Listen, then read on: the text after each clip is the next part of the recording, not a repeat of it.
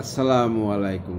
ফাজালে তাবলিগ হইতে পড়া হইতেছে, অন্যায় কাজ দেখিলে কি করা চাই। নবী করিম সাল্লাল্লাহু আলাইহি সাল্লাম ইরশাদ করেন, যে ব্যক্তি কোনো অন্যায় কাজ হইতে দেখে, তবে শক্তি থাকিলে উহাকে হাতের দ্বারা বন্ধ করিয়া দিবে, আর যদি এতটুকু শক্তি না থাকে তবে মুখের দ্বারা বন্ধ করিবে, আর উহাও সম্ভব না হলে অন্তরে উক্ত কাজকে ঘৃণা করিবে, অথবা উহা বন্ধ হওয়ার জন্য অন্তর দ্বারা দোয়া করিবে, অথবা রুহানি তাহাজ্জুদ প্রয়োগ করিবে। ইয়া ইমানের সর্বনিম্ন স্তর। অন্য হাদিসে আছে, যদি সে অন্তরে ইয়াকে ঘৃণা করিল, তবুও দায়িত্ব হইতে মুক্ত পাইল।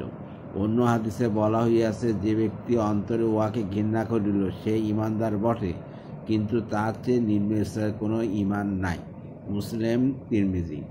অর্থ: নবী করিম সাল্লাল্লাহু আলাইহি সাল্লাম ইরশাদ করেন, যে ব্যক্তি কোনো অন্যায় কাজ হইতে দেখে, তবে শক্তি থাকিলে উহাকে হাতের দ্বারা বন্ধ করিয়া দিবে, আর যদি এতটুকু শক্তি না থাকে তবে মুখের দ্বারা বন্ধ করিবে, আর উহা সম্ভব না হলে অন্তরে উক্ত কাজকে ঘৃণা করিবে, অথবা উহা বন্ধ হওয়ার জন্য অন্তর দ্বারা দোয়া করিবে, অথবা রুহানি তাহাজ্জুদ প্রয়োগ করিবে, এবং উহা ইমানের সর্বনিম্ন স্তর।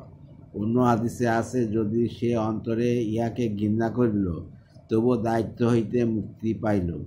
অন্য হাদিসে বলা হইয়াছে, যে ব্যক্তি অন্তরে উহাকে ঘৃণা করিল সে ইমানদার বটে, কিন্তু তার চেয়ে নিম্ন স্তরে কোনো ইমান নাই। মুসলিম, তিরমিজি।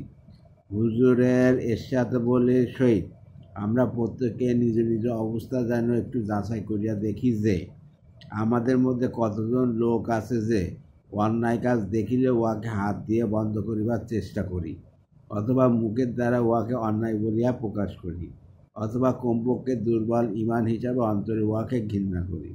নির্জনে বসে একটু চিন্তা করা উচিত যে কি হইবার ছিল, কি হইতেছে। আল্লাহ হাফেজ।